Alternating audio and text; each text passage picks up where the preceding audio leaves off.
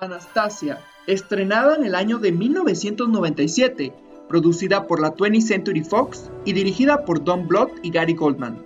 La película tuvo gran éxito en taquilla a nivel mundial, siendo una de las mejores películas de animación de la Century Fox, y siendo ganadora de varios premios, y nominada por 2 premios a la Academia por Mejor Música y Animación. Inclusive, este éxito musical ha sido llevada a Broadway recientemente, teniendo gran éxito en taquilla.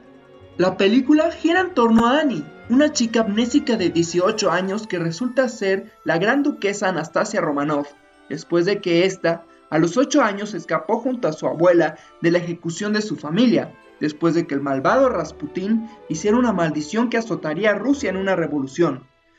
Annie emprenderá un viaje junto a 2 timadores en busca de su identidad. Sin embargo, detrás de esta historia de amor y aventuras, la realidad es mucho más trágica y más oscura. Esta es la verdadera historia de Anastasia y la muerte de la familia Romanov. Rusia era gobernada por una monarquía absoluta, encabezada por el supremo soberano, llamado el zar o gran rey, quien gobernaba de forma arbitraria. La familia real Romanov la encabezaba el zar Nicolás II, su esposa Alejandra, sus hijas María, Olga, Tatiana, Anastasia y su hijo menor Alexis.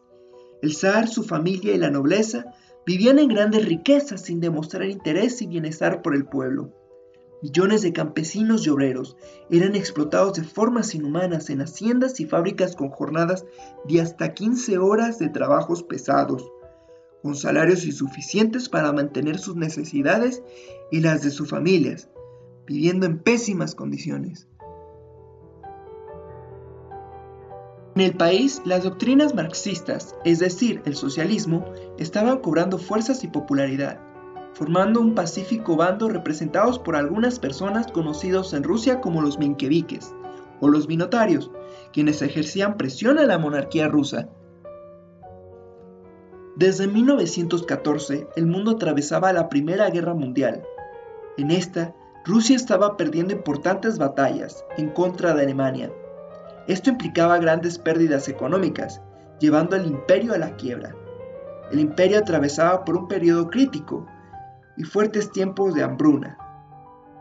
Mientras tanto, el famoso monje Grigori Rasputin, también conocido como el monje loco por su mística personalidad, se convirtió en el curandero y cuidador de Alexei Romanov, ya que éste padecía una extraña enfermedad, de hemofilia, un desorden en la sangre que provoca sangrados constantes, mediante la cual Rasputin controlaba con la hipnosis, ganando la confianza y amistad de los Romanov, teniendo gran influencia en las decisiones importantes tomadas dentro del Parlamento, o conocido en Rusia como la Duma, ya que Rasputin era dueño de la voluntad de la zarina Alejandra Romanov.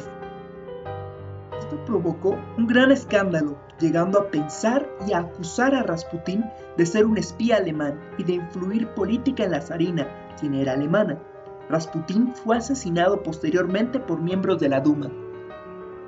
Estos hechos provocaron la presión del pueblo ruso, junto con varios soldados y marineros dirigidos por mencheviques, obligando así a Nicolás II a renunciar del poder en su nombre y el de su hijo Alexis el 15 de marzo de 1917.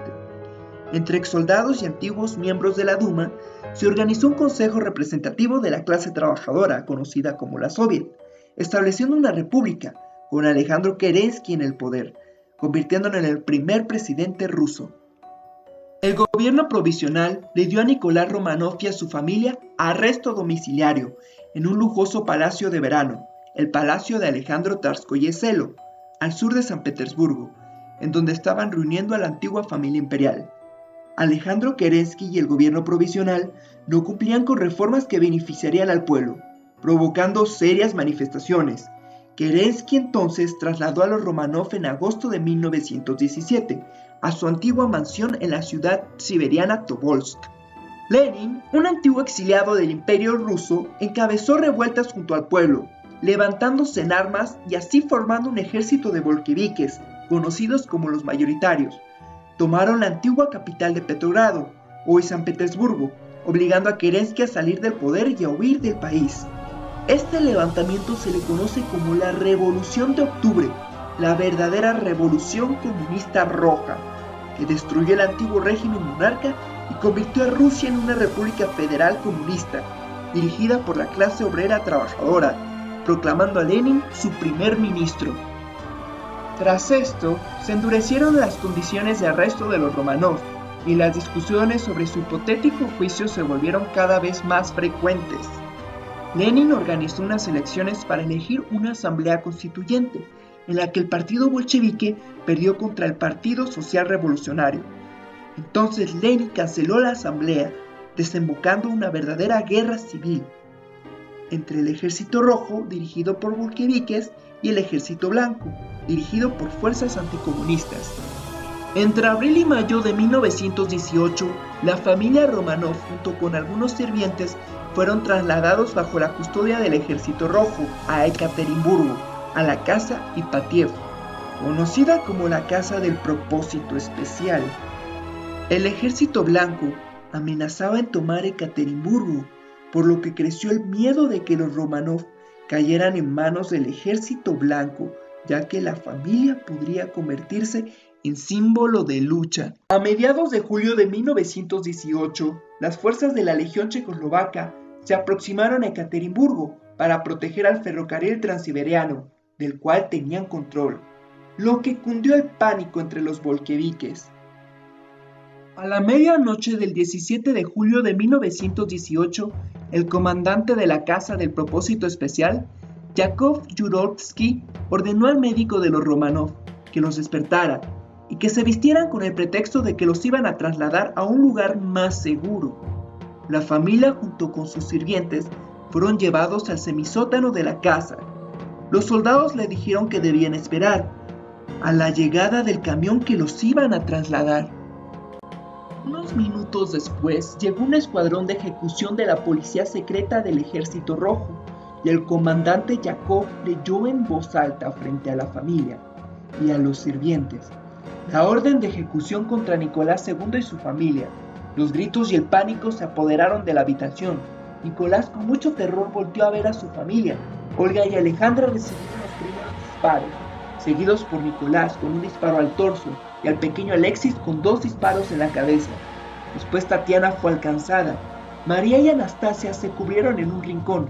Sus ropas cosidas con diamantes las protegieron de los balazos, pero finalmente fueron mutiladas.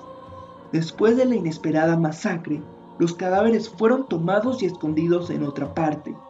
El vehículo se averió, por lo que tuvieron que proceder a enterrarlos cubiertos de ácido al borde de un camino de carretas, situado a 19 kilómetros al norte de la ciudad de Ekaterimburgo. La prensa nacional dio a conocer la noticia días más tarde, y a los pocos días el Ejército Blanco tomó Ekaterimburgo.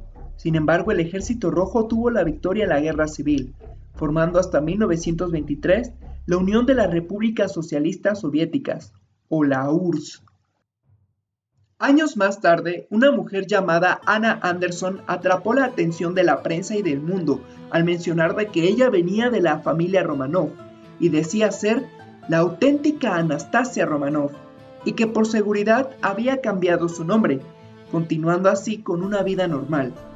Anderson decía que logró escapar de la trágica noche del fusilamiento y que fue rescatada por un joven, el cual se enamoró de ella.